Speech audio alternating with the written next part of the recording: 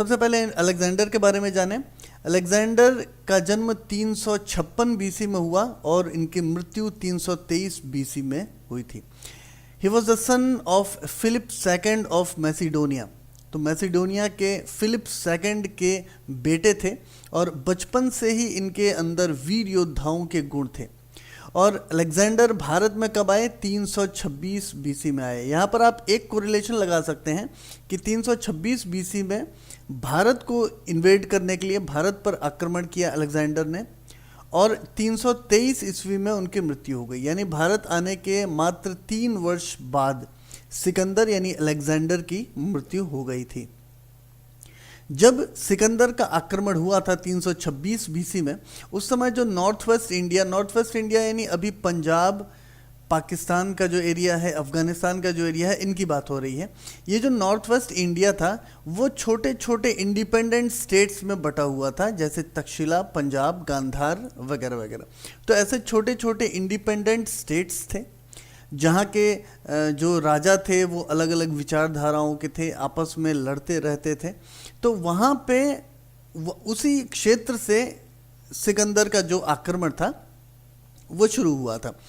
सिर्फ सिकंदर ही नहीं, इनके बाद आने वाले जो भी आक्रमणकारी थे, अधिकतर जो आक्रमणकारी उसी क्षेत्र से आते थे। एक्चुअली वही जो एरिया था वो बाकी एशिया से इस क्षेत्र को जोड़ता था, तो वहीं से अधिकतर आक्रमणकारी भारत में आए। और उस क्षेत्र में, जैसा कि मैंने अभी बोला कि तक्षशिला, पंजाब, गांधार वगैरह वगैरह बहुत सारे छोटे छोटे राज्य थे जिनके राजा आपस में लड़ते रहते थे, उनमें आपस में मतभेद थे और एक दूसरे का वो कभी भी साथ नहीं देते थे। तो इस चीज़ का काफ़ी फायदा मिला सिकंदर को भी। पोरस ने सिकंदर के विरुद्ध एक बहुत बड़ी लड़ाई लड़ी जिसे बोला जाता है बैटल ऑफ हिडेस्पस या बैटल ऑफ झेलम भी कहते हैं। झेलम नदी के किनारे ये लड़ाई हुई थी। ग्रीक में जो हिस्ट्री है उसमें झेलम नदी को हिडेस्पस के नाम से जाना जाता है। तो तक्षशिला, पंजाब, गांधार वगैरह बहुत बहुत छोटे छोटे राज्य थे जो आपस में एक दूसरे का साथ नहीं देते थे, लेकिन पोरस ने सिकंदर के विरुद्ध लड़ाई लड़ी थी, बैटल ऑफ हिडेस्पस, जो कि मई 326 बीसी में ये लड़ाई हुई थी on the banks of Jhelum. All other kings submitted easily to Alexander except porous.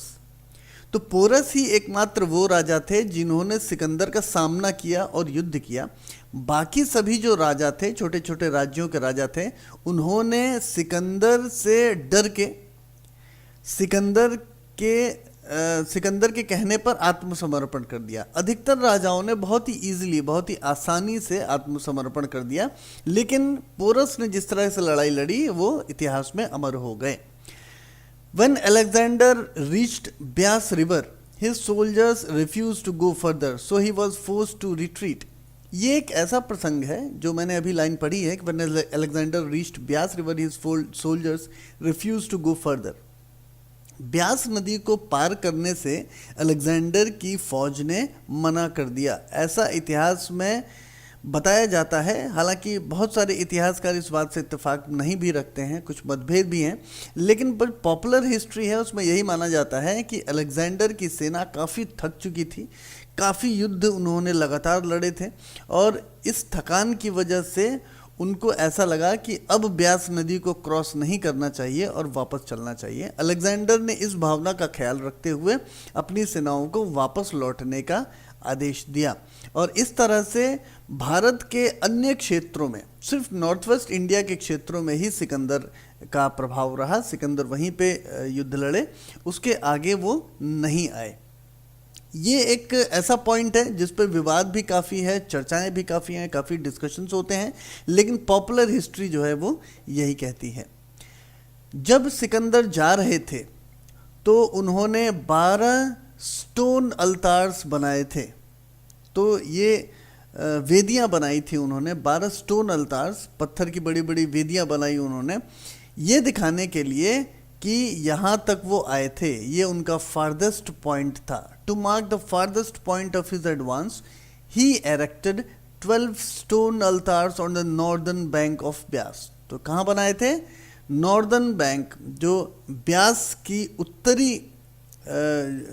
उत्तरी किनारा था, वहाँ पे इन्होंने ये स्टोन अल्तार्स बनाए थे ताकि वो बताए जा सके कि यहाँ तक ये फार्देस्ट पॉइंट है जहाँ तक सिकंदर आए थे। सिकंदर भारत में 19 महीनों तक रहे। He remained in India for 19 months and died in 323 BC at Babylon. और 323 BC भारत में आने के 3 साल बाद बेबीलोन में उनकी मृत्यु हो गई। अलेक्जेंडर भारत में आए तो उसके क्या क्या प्रभाव पड़े ये जानना बहुत ही ज़रूरी है। अलेक्जेंडर उन प्रथम लोगों में से थे जो भारत में आक्रमण के उद्देश्य से आए थे।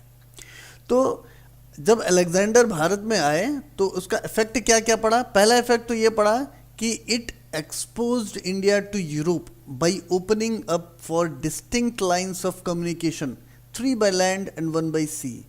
अलेक्जेंडर भारत आए तो एक नया रास्ता ओपन हुआ, एक नया रास्ता खुला यूरोप और एशिया और भारत के बीच में। एशिया तो ठीक है, भारत तक एक नया रास्ता ओपन हुआ।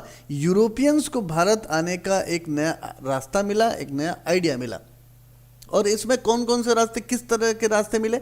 3 बाय लैंड, 3 रास्ते जो कि थल से, और एक रास्ता सी से यानी समुंदर से मिला।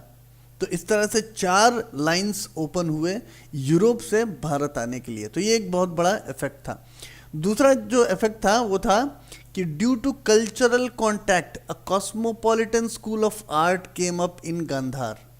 गांधार जो कि अफगानिस्तान का एरिया हुआ करता था, वहाँ पे एक कॉस्मोपॉलिटन स्कूल ऑफ आर्ट आया जिसमें जो नेटिव आर्ट था, उसी स्थानीय जो आर्ट एंड कल्चर था वो और यूरोपियन आर्ट एंड कल्चर को मिला के एक नया एक स्कूल ऑफ आर्ट बना जिसे कहा जाता है कॉस्मोपॉलिटन स्कूल ऑफ आर्ट। और ये कैसे बना, ये कल्चरल कॉन्टैक्ट से बना। जब 2 कल्चर्स आपस में मिले, एक दूसरे को जाना परखा, एक दूसरे की कमियों को दूर किया और कुछ नई चीज़ें सामने आई, तब जाके एक कॉस्मोपॉलिटन स्कूल ऑफ आर्ट सामने आया जो कि गांधार में था।